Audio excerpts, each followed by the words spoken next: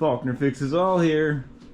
You know what time it is. It's 63 Traveler time. Oh yeah, I just can't bring myself to work on a Huffy today. I'm sorry, there was a vote. People wanted the Huffy art bike worked on, but if you look outside, if you're going to expend some calories on working on bikes and maybe even testing one, it should be a Schwinn. You know what time it is. It's Schwinn Traveler time, bro. Okay, ladies and gents, this one's been set on the back burner for a while. And I did go through the cranks, which is a big plus. I think today we're going to switch this gear to a larger. I have some larger Sturmey Archer gears that are made to have lower gears. I think they're 20s or 22s. I can't remember. I'll dig one out. We'll check it out. I do have white walls for this bike. I do have tubes. I have new liners. We're going for it. I don't think I'm going to glue the Starburst emblem on. I'm just going to take an emblem that's decent and screw it on. There is adhesive here where the Starburst emblem was. The jury's still out on that. It's the wrong front fender. It should be this stainless one with the little heron beak. I don't think I'm going to change that out. That's for another Traveler I was working on. I was going to work on a whole bunch of Travelers at once, but that didn't work out. Yeah, we're just going to concentrate on this one today. And if all goes well, we will take a snow ride, you know, because what better time to test a Schwinn than when you have stuff like this. Okay, but first, we're jumping off topic here. We got all the bars in this little thing here, except this little problem child bar. And I just marred this a little bit. I don't want to mar these anymore. So I will show you a trick to get these off. Some people say soak the handlebar in boiling water, but that's not what we do here at Faulkner Fixes All. We don't cook stuff. Okay, we're not chefs. All right, so let's get this rolling. We want this off, and we want it off now. So we've got this heat gun. And we're going to heat them up. And yeah, I hope everyone's doing good out there. You don't want to heat this till it smokes. You know, you just want to heat it up a little bit. These are some nice Western Flyer grips that will clean up. You can tell they're Western Flyer. There's a little weird embossed WF right there. You can barely tell. On some of the ones that are in better condition, you'll be able to tell. So the idea here is to heat it up pretty good. If it starts to smoke, you should stop. You don't want to smoke your grip. Get a grip, folks. Get a bloody grip. Okay, we're trying to get some grips. We want these off of here. The bars aren't that good. And these are some decent grips. And once I get this off, I can take the stem off and throw the bars down in the bar pile.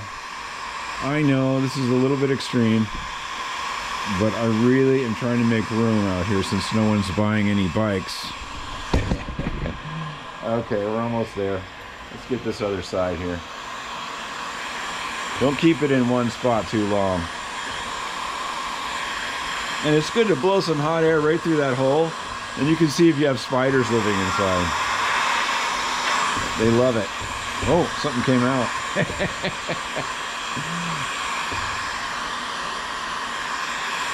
All right, let's give it a shot. Here we go. I like this heat gun because you can stand it up so it doesn't burn things when you burn your table. Okay, let's give it a shot here. Quit jostling the camera, dude. All right, let's see what happens. This should just go flying across the shop.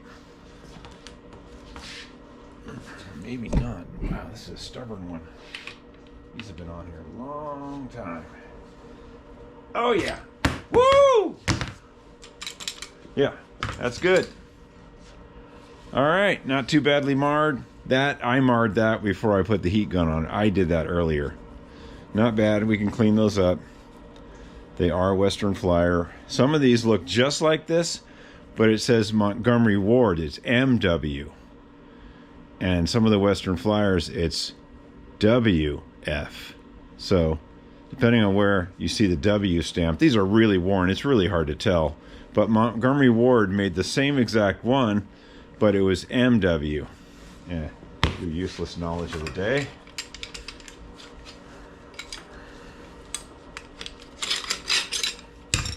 All right, let's eat this one up, because we're on a roll here, bringing you the content you need.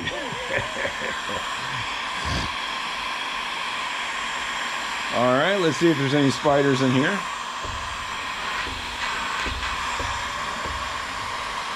I don't think any spiders are living in there now.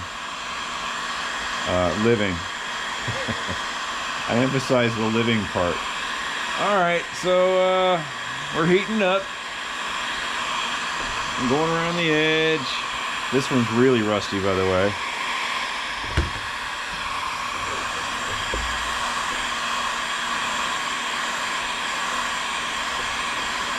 I know, useless storage video, but we are going to get on the Schwinn Traveler in just a moment. What I'm going to do is I'm going to go in and get the born on date, so I can be all official and intelligent looking, and I can give you the born on date on that Schwinn. They kept daily logs.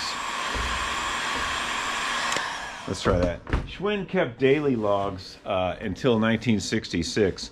So if you have a pre-66 or so bicycle, you can punch in on the serial finder. There's something on the internet. You can just punch it in at some site, bikehistory.org, I think. Anyway, you punch in the number, and if it's before 66 or so, there's a daily log, and it'll tell you exactly what day it was. Okay. Hoof! Ah! Oh!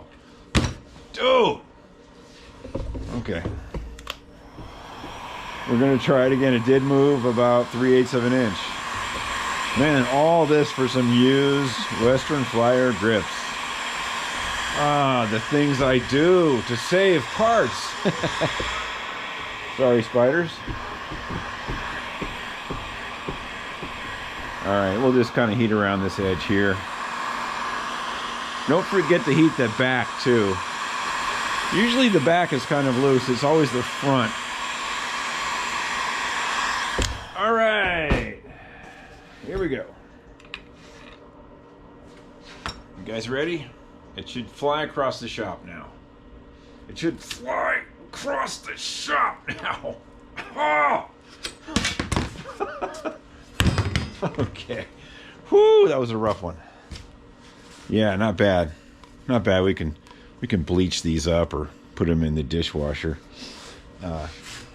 Sometimes I put parts in the dishwasher. Don't tell your spouse about it. Okay, we're going to put these down here. And I think we are done with the parts hoarding of bars. And I've got room for non-Schwinn grips here. And this actually goes somewhere else. These two go somewhere else.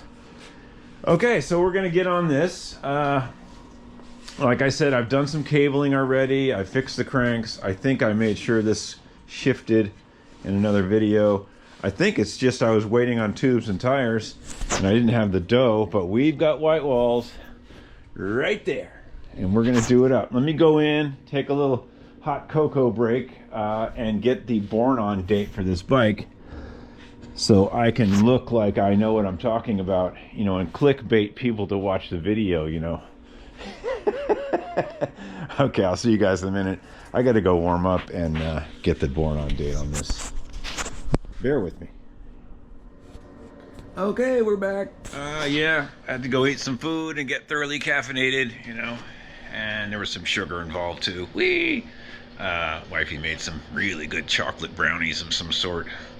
I didn't ask even what's in them, I just ate them. They're delicious. Okay. All right, so we're back on this 63 Traveler. I checked the born on date. It was, the serial number was stamped on May 10th of 1963. stamped in the back there, E334515.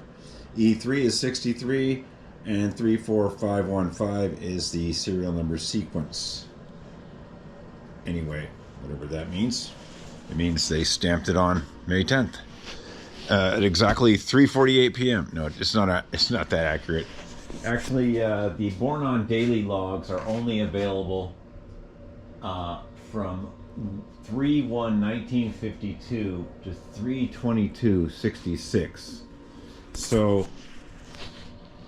apparently those are the only dates in between that time that you can get a born on date. Anyway, this one fell in between that, and I can't remember if this back hub is correct. It is not, because I bought this frame off of eBay, and it was just the frame, fork, and chain guard. I remember I supplied everything else, and this hub is dated 3/71. So yes, that's an incorrect hub, but we don't care. We're going to try to make this right. And speaking of making it right, I don't think this is the stainless fender. It might be. I'll have to check with the magnet. That one's definitely not stainless. And from 1950 to 66, you got this cool heron beak, leg scraper. That'll do you in, boy. Nice sharp edge. No safety fenders here. Anyway, this is stainless. It really should go on this bike, but I'm saving it for another Schwinn Traveler that I got from my buddy John in Asheville. This is not it. This is one I got off of eBay a while back, and we built it up. I don't know where that video is. I think it's in the S5 bikes video of some, might be in there in that playlist. Anyway, let's bust this wheel off, and we'll change it to the bigger sprocket. We're going to use the larger one. I think I have a 20 or 22. I bought a bunch, and we'll change it to that, and then we'll change the white wall tire and tube, and we'll get my big roll of garage door chain I have and spring. I'm not going to do the chain until I change this big sprocket, and it looks like that's some pretty fresh red grease. I couldn't find the video on this one. I know I did one, but yeah, I went through those cranks, which is nice because that's something I don't have to do today, missing the reflector, of course. Let's get a magnet and see if that back fender is stainless. I have a feeling that it is. Let's get one of these stupid Rock Auto magnets they send you. Some stupid lowrider. Oh, did I say that? Lowriders aren't stupid. It's just all how you want to deal with your car or your bike. Oh yeah, that's lightly, very lightly magnetic. Yeah, that's a stainless fender. Okay. And this one is not stainless. And this one is stainless. Okay, let's get to work. Quit fudging around. A little more history on this. The Schwinn Traveler, as we know it, was made between 1950 and 1966. It's this configuration: upright bars, 3 speeds, or 2 speeds, or coaster brake. This bike cost $66.95 when new, and they called it the lightweight style bicycle. Lightweight style. Anyway, they didn't, after 66 there was a big skip. And then after that, until 1975 is when they started the other Travelers. And those were just Schwinn approved, made overseas, 10 speeds. I have one in opaque green. It's not bad. It's just not, it's not a Traveler in my opinion. It's a 10 speed. And we have one on the channel. We converted it to upright 1 speed. It's pretty cool. It's opaque green. So yeah, they made those from 75 to 88. And in 1987 and 88, they had some Travelers. The frames were pretty cool. Like those 2 years, the last 2 years, those are some nice made frames for, overseas. Really nice tubing, and where the triple butted stuff is happening. And those particular frames, if you were gonna collect or buy something that was Schwinn approved Traveler from 88 to 70 to 80, 75 to 88, I would concentrate on those 2 years, 87 and 88. Those are some nice frames. You can always tell them they have the kind of a weird Schwinn graphic. I don't have any. That's not really my bag. But if I was going to collect or get into taller Schwinn approved bikes, I would start looking for those. Although I do have that other Traveler, I think it's an 81 or 82. But, you know, it's nothing to write home about. It's just opaque green, and I couldn't resist it. Okay, and anything else? Oh, yeah, 1958, the Schwinn catalog did not list a Traveler. I will check the catalogs again, but, you know, chime in, folks. Do you have a 58 Traveler? If you do, it's probably pretty rare. Yeah, and most of them were like flamboyant red, black, blue. There wasn't a lot of snazzy colors because they stopped in 66, so there's none of that crazy tie-dye stuff, opaque stuff going on for the Traveler. There might have been a purple one, I'm not really sure. Yeah, there was just a upright bike, and made between 1950 and 1966. Now, yes, the Traveler was made after that, but it wasn't, you know, it wasn't the bike like this. It was just a 10-speed, folks. So, made overseas. All right, let's get going. We got stuff to do. I'll put you on time lapse. If you don't get bored, you know, get your bag of chips out and stuff. And I'll put you on time lapse. We'll take this back wheel off. We'll put the gear on. We'll put the white wall on, and then we'll go to the front. Okay, zippity doo dah. Listen to some music.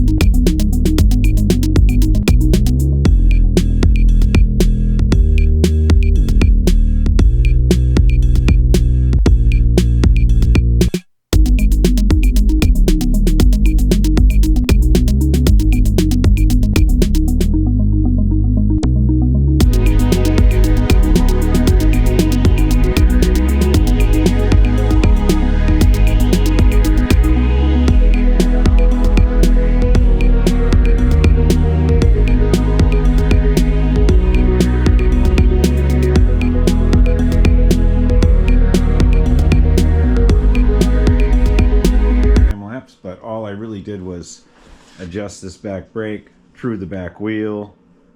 I can't remember, I think I put these pedals on as well. Just basic stuff.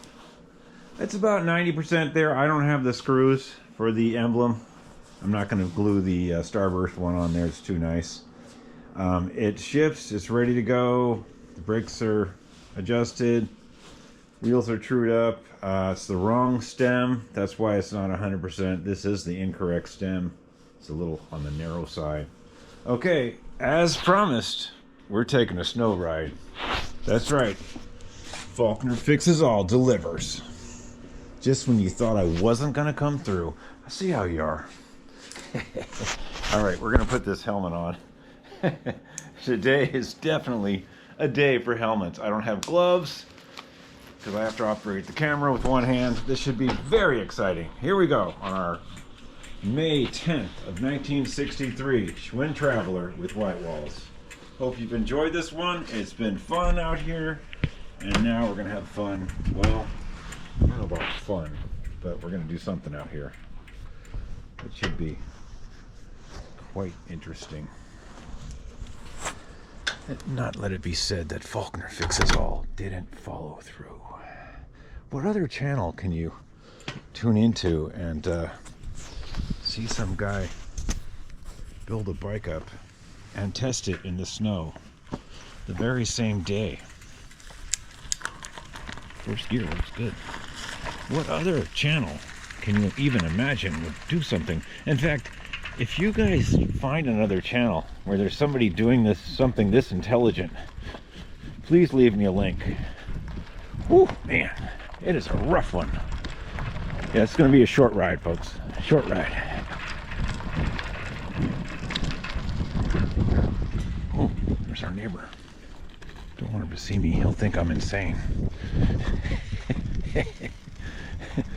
Okay. I'm glad he didn't see me. Okay, first gear is working good. Wow, this is a nice ride with the 20 tooth in the back. Yeah. You want to test that? In the snow, as promised. What other channel? You guys leave the link. Oh, there's cars on the way. I can't hit the burn pile. Oh, man. They were parking out here so they could get out. I guess they're afraid of trees or something. They're in my way, folks. How dare you?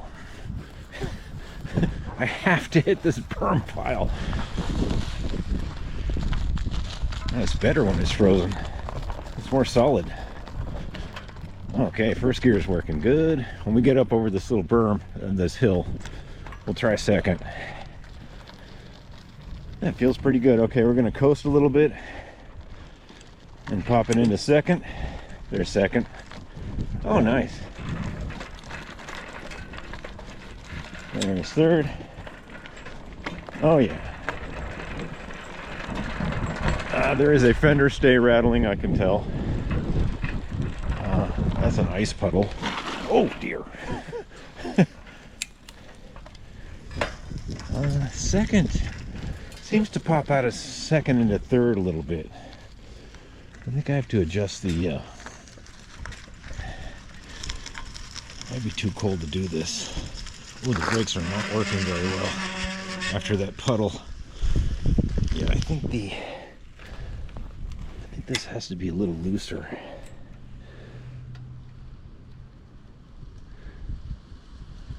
Let's try that. It was kind of popping back into third a little.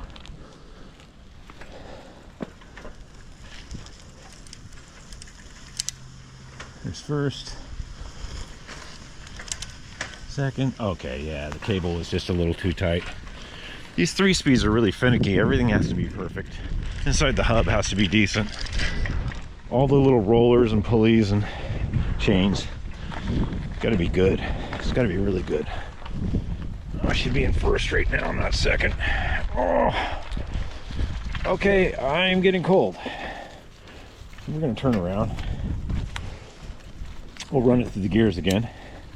There's first, second. It's staying in second now. That's good. The brakes are wet. And there's third. The brakes are very wet and they're not doing anything. Imagine that. Okay, let's get back into first. And this cable feels a little odd. It's probably because it's the original style cable. I'll show you guys in a second. I should probably change it. Okay, we're gonna go up here and get a little run and try to make it up the driveway. Here we go.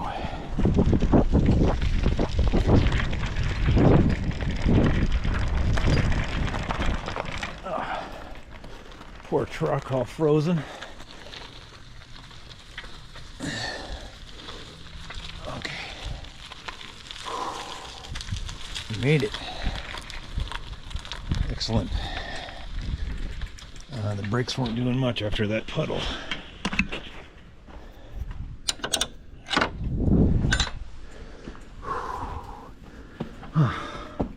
Smells like WD-40 in here.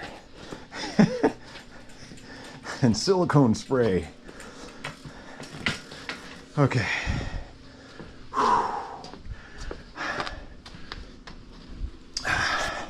That was exhilarating. Yeah, we adjusted this cable a little bit. And that's definitely where I want to keep it right now. Now, I was a little hesitant going from third to second. And I think what's happening is this is the original housing and cable. It's an original one. You can tell when you get down to the end here, there's just this barrel.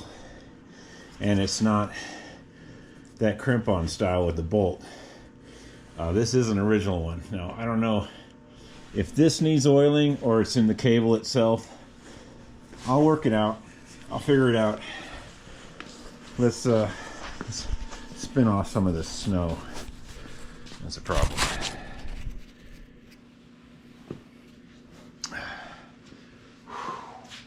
Man, it was very exhilarating.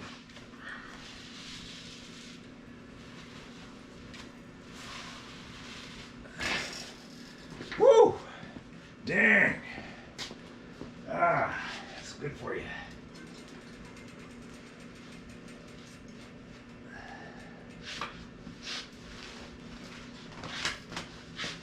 Yeah, that puddle wasn't too good. We'll just let this stuff drip dry. Okay, so that is a May 10th of 1963 Schwinn Traveler testing in snow conditions.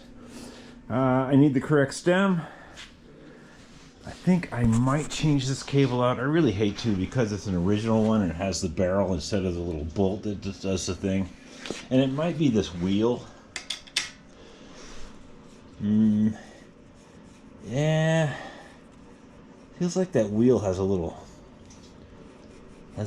tight spot in it. Because that's kind of loose to get second. Something's going on with this cable. I don't think it's the hub. I may have to change this cable. I mean, it is, 60 years old. 65 years old. It didn't come with this bike, but it was an original one. We'll see. Maybe I can find a new old stock one that has the barrel end. I don't like to use those other ones. They kind of scratch the frame. I'll show you. Do I have a 3-speed out here? No, I don't. But what happens is the barrel part is great because it doesn't scratch up the frame. And the replacement ones have this like goofy bolt here that clamps the cable. And it's big and bulky and it kind of rubs against the frame a little bit. Overall, I'd say this is a pretty good bike. This one is not for sale. So you'll just have to buy this opaque blue Suburban instead. Just as good, probably better bike actually. Okay, you guys be good. I gotta clean up this mess. And as always, Faulkner fixes all. Keep those wheels on the ground and get out in your garage and work on some junk. It makes you feel great. Okay, peace out.